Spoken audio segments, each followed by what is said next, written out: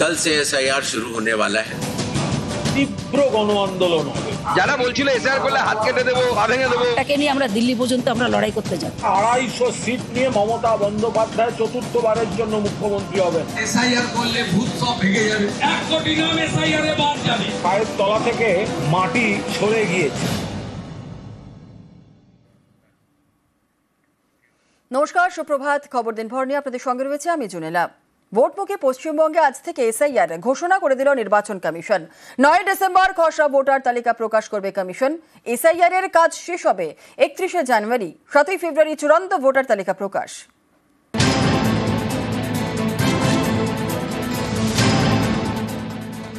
Special intensive revision, voter তালিকায় নিবিড় সংশোধন মঙ্গলবার থেকে চালু হচ্ছে পশ্চিমবঙ্গে।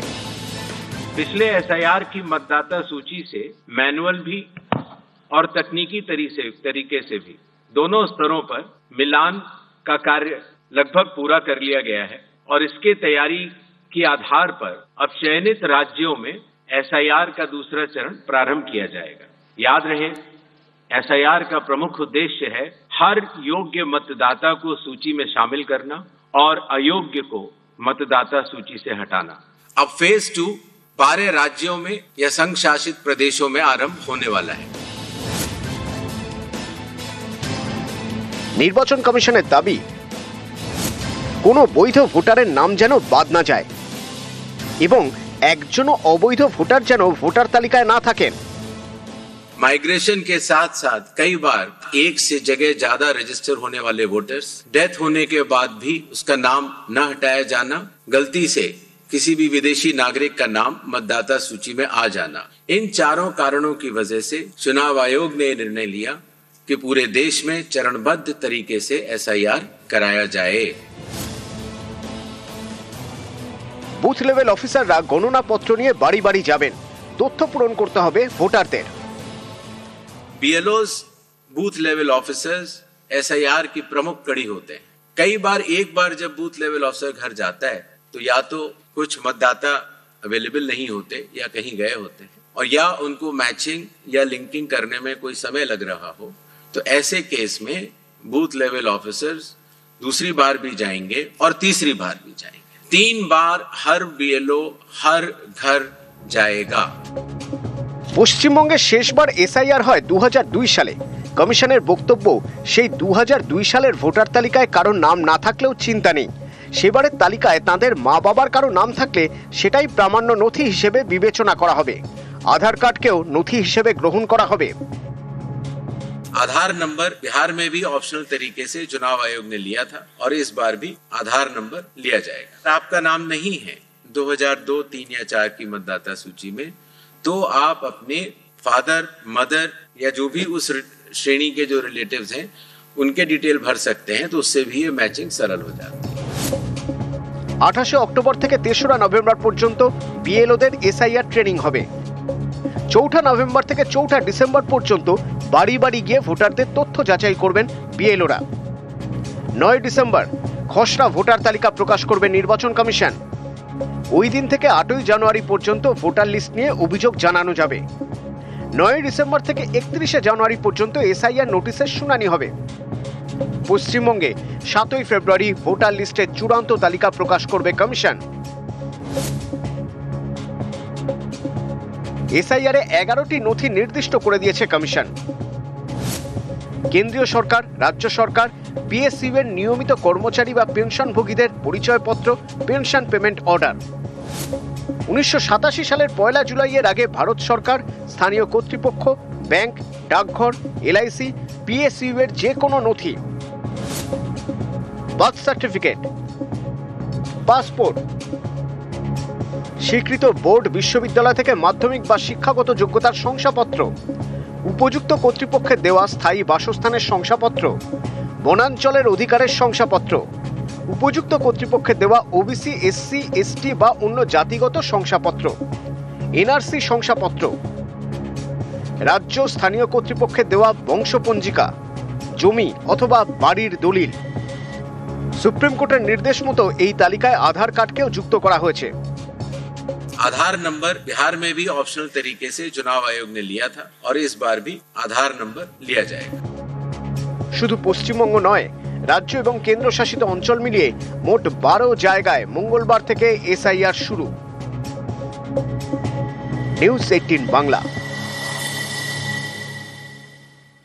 আজ থেকে পশ্চিমবঙ্গে চালু এসআইআর, আর এতে তরজা আরো তুঙ্গে। রাজ্য রাজনীতির হাওয়া গরম।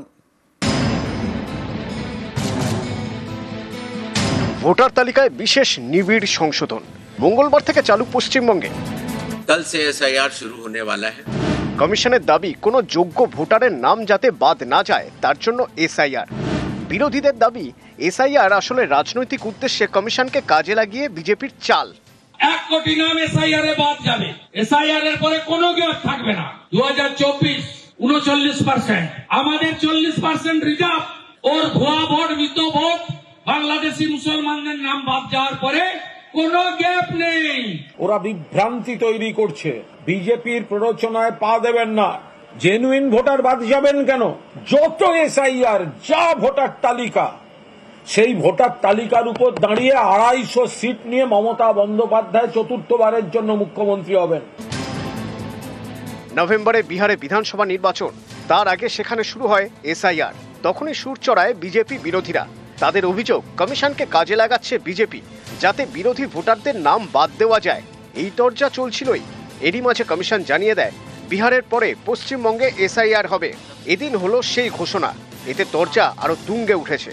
বিজেপির নেতাকে বলতে হচ্ছে যে এসআইআর এ যারা বাদ যাবেন তারা আমরা পরে সিএ দিয়ে তুলে দেব। তার মানে ওনারাও বুঝতে পারছেন যে এসআইআর যে বাঘের পিঠে ওনারা চেপে বসে যে মডেলে করার কথা ভেবেছেন, 1 কোটি কেন, ওনারা এই যে ওনাদের ভোটারও যাবে। এসআইআর হবে গোটা দেশে 12টি রাজ্য এবং কেন্দ্রশাসিত অঞ্চল, 12টি জায়গায় হবে এসআইআর।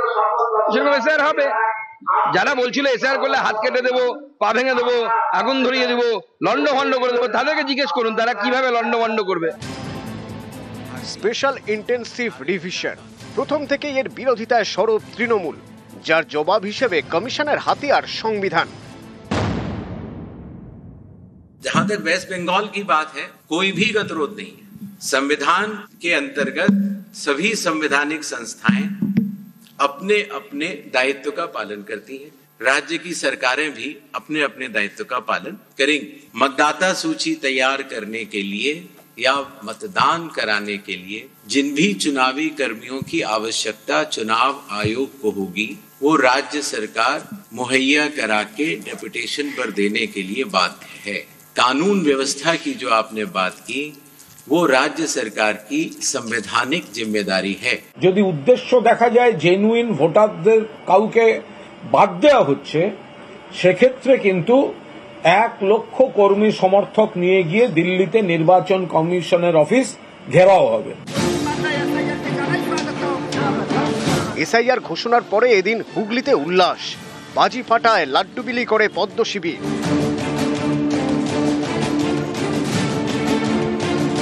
এসআইআর এর সাংবিধানিক বৈধতা নিয়ে প্রশ্ন তুলে মামলা হয় সুপ্রিম কোর্টে। সুপ্রিম কোর্ট বিহারের এসআইআর এ জনস্বার্থের দিক থেকে কিছু নির্দেশ দিলেও তাতে বাধা দেয়নি। এসআইআর কে চ্যালেঞ্জ করে যাবতীয় মামলার শুনানি হওয়ার কথা 4 নভেম্বর। তার আগেই এদিন কমিশনের ঘোষণা, পশ্চিমবঙ্গ সহ 12 রাজ্যে মঙ্গলবার থেকে এসআইআর। নিউজ 18 বাংলা। জেলা শাসকদের সঙ্গে বৈঠকে কমিশন। রাজ্যে এসআইআর ঘোষণার পরই বৈঠকে কমিশন। আর আজ জেলা শাসকদের সঙ্গে বৈঠক, সকাল 10টায় বৈঠকে কমিশন। সর্বদল বৈঠকের আগে সিইও ডিএমদের সঙ্গে হবে বৈঠক। আজ থেকে বিএলওদের এসআইআর ট্রেনিং।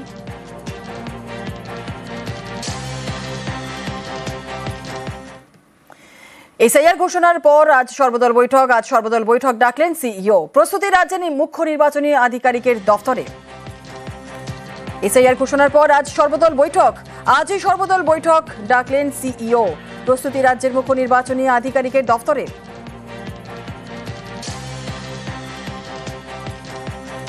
প্রাক্তন প্রেমিকাকে গুলি, বিয়েতে রাজি না হওয়ায় খুনের চেষ্টা। যাদবপুরের বিজয়গড়ে বাড়িতে ঢুকে গুলি। প্রাক্তন প্রেমিকাকে গুলি। আরো বিস্তারিত জানাবে আমাদের সঙ্গে রয়েছেন আমাদের প্রতিনিধি রৌনক। কি জানা যাচ্ছে? দেখা একেবারে গতকাল 7:30 নাগাদ বিজয়গড়ে বাড়িতে ঢুকেই প্রেমিকাকে গুলি করার চেষ্টা করে অভিযোগ। তারা যখন ব্যাঙ্গালোরে থাকতো তাদের সাথে প্রেমের সম্পর্ক গড়ে ওঠে এবং ব্যাঙ্গালোরে থাকাকালীন এই যুবক তার প্রেমিকার ওপরে একবার হামলা চালিয়েছিল। তারপরই সেই যুবতী এখানে তার বিজয়গড়ের বাড়িতে চলে আসে এবং গতকাল ঠিক 7:30 নাগাদ সেই বিজয়গড়ের বাড়িতেই এই যুবক একটি সিঙ্গেল সেটার বন্দুক নিয়ে হাজির হয়। কলিং বেল টিপতেই তার বাবা যখন বাড়ির বাইরে বেরিয়ে আসে, বাবাকে লক্ষ্য করে গুলি করে। গুলি লক্ষ্যভ্রষ্ট হয়ে পাশে একটি পাঁচিলে লাগে এবং তৎক্ষণাৎ যেহেতু এলাকায় আতঙ্ক ছড়ায়, চেঁচামেচি শুনে অভিযুক্ত সেখান থেকে পালিয়ে যায়। ইতিমধ্যে যাদবপুর থানার টিম বেশ কয়েকটি জায়গায় হানা দিয়েছে, অভিযুক্তের খোঁজে তল্লাশি চালাচ্ছে, কিন্তু এখনো পর্যন্ত অভিযুক্ত পলাতক। এর আগেও যুবতীর ওপরে একবার এরকম খুন করার চেষ্টা করেছিল, এমনই কিন্তু অভিযোগ উঠছে। অর্থাৎ এই যুবককে বা তার পেছনে অন্য কোনো ক্রিমিনাল হিস্ট্রি রয়েছে কিনা গোটা বিষয়টি ইতিমধ্যে যাদবপুর থানার পুলিশের তরফ থেকে খতিয়ে দেখা হচ্ছে। বেশ, ধন্যবাদ। গুলি চলেছে? হ্যাঁ, কটা নাগাদ হয়েছিল? 7:45 শব্দ শুনে, পুলিশের আওয়াজ শুনে আমরা দৌড়ে এসেছি। আচ্ছা, এসে কি দেখলেন? কিছুই না, ওই গর্ত হয়ে গেছে, ওটাই বুঝতে পারিনি। একটা ব্যাগ কাঁধে নিয়ে চলে যাচ্ছে, বাজির আওয়াজের মতন আওয়াজটা হয়েছে, তো বুঝতে পারিনি অতটা। ট্যাংরায় প্লাস্টিকের কারখানায় আগুন। রাত 11টা নাগাদ 2টি কারখানায় আগুন লাগে। ঘনবসতিপূর্ণ এলাকায় আগুনে আতঙ্ক। বাজে থেকেই আগুন অনুমান স্থানীয়দের। আর ঘনবসতি এলাকায় কারখানা রয়েছে এমনটাই ক্ষোভ এলাকার বাসিন্দাদের। দমকলের 8টি ইঞ্জিনের চেষ্টায় পরে আগুন নিয়ন্ত্রণে আসে। আরও একবার যেমনটা আপনাদের জানাচ্ছিলাম, ট্যাংরায় প্লাস্টিকের কারখানায় আগুন। রাত 11টা নাগাদ 2টি কারখানায় আগুন। ঘনবসতিপূর্ণ এলাকায় আগুনে আতঙ্ক। বাজে থেকেই আগুন অনুমান স্থানীয়দের। ঘনবসতি এলাকায় কারখানায় ক্ষোভ। দমকলের 8টি ইঞ্জিনের চেষ্টায় নিয়ন্ত্রণে আসে আগুন।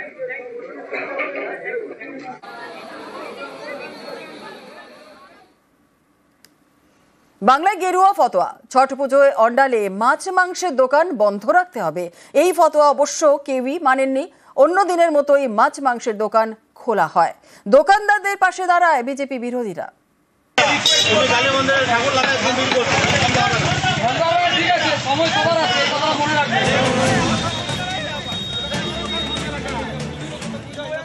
ছট পুজো, তাই মাছ মাংসের দোকান বন্ধ রাখতে হবে। অন্ডালে গেরুয়া ফতোয়া।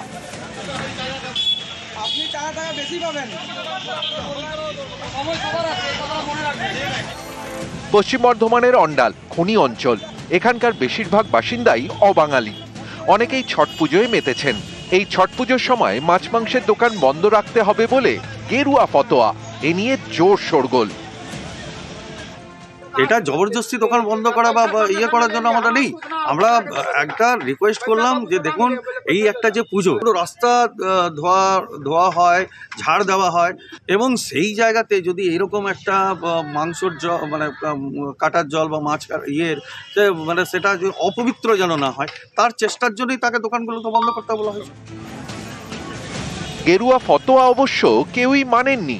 আর 5 দিনের মতোই সোমবার অন্ডালে মাছ মাংসের দোকান খোলা হয়।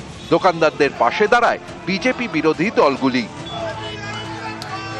বিজেপি আশ্চর্য কিছু দুষ্কৃতি বলবো, মাংসের দোকানে, মাছের দোকানে বিভিন্ন ব্যবসায়ীকে তারা হুমকি দিয়েছে। সে হুমকির প্রতিবাদে তার বিরুদ্ধে রাস্তায় নেমেছি এবং ব্যবসায়ী বৃন্দের পাশে আছি। গোটা ভারতবর্ষের মানুষ কে কি করবে, কে কি করবে, কে কি খাবে, তা বিজেপি ঠিক করে দিতে পারে না। অন্ডাল থেকে অর্পণ চক্রবর্তী, নিউজ 18 বাংলা। আলিপুরদুয়ারের মথুরায় বেহাল সেতু, প্রতিদিন পারাপার করতে হয় ঝুঁকি নিয়ে। নিউজ 18 এই খবর দেখানোর পর তৎপরতা শুরু হলো কংক্রিটের সেতু তৈরির কাজ।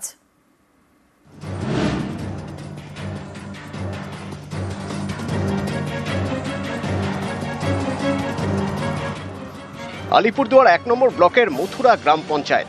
এখানকার মথুরা ডিভিশনের বাসিন্দাদের বড় ভরসা এই সেতু।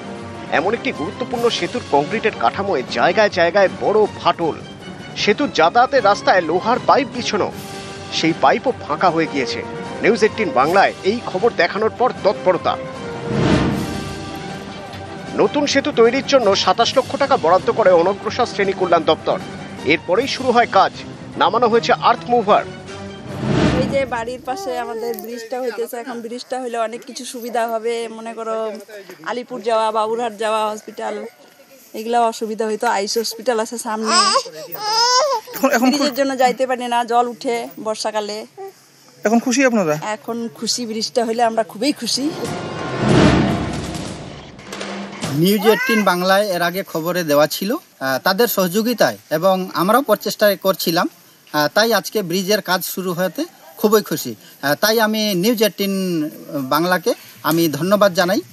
কাজটা বিসিডব্লিউ ডিপার্টমেন্ট এবং এখানকার প্রধান উপপ্রধানের অক্লান্ত প্রচেষ্টায় স্কিমটা ওনারা বিসিডব্লিউতে দেয় এবং যথারীতি টেন্ডার হয়ে গেছে 27 লক্ষ সামথিং টাকার কাজ, এবং এই এলাকার সমস্ত মানুষের সর্বাত্মক সহযোগিতায় আমরা কাজটাকে যতটা তাড়াতাড়ি পারি 1-1.5 মাসের মধ্যে কমপ্লিট করে দেব। সেই আলিপুরদুয়ারে মথুরা চা বাগানের আউট ডিভিশন, এখানে রয়েছে সেতু। এই পথ ধরে গ্রাম থেকে যাওয়া যায় শহরে। এমন একটি সেতু দীর্ঘদিন ধরে বেহাল। স্থানীয়দের দাবি, কেউ যাতায়াত করেন প্রাণের ঝুঁকি নিয়ে, কেউ ধরেন ঘুরপথ। এতে প্রায় 8টি গ্রামের বাসিন্দাদের দুর্ভোগের এক শেষ। নিউজ 18 বাংলায় এই খবর দেখানোর পর তৎপরতা শুরু হলো নতুন সেতু তৈরির কাজ।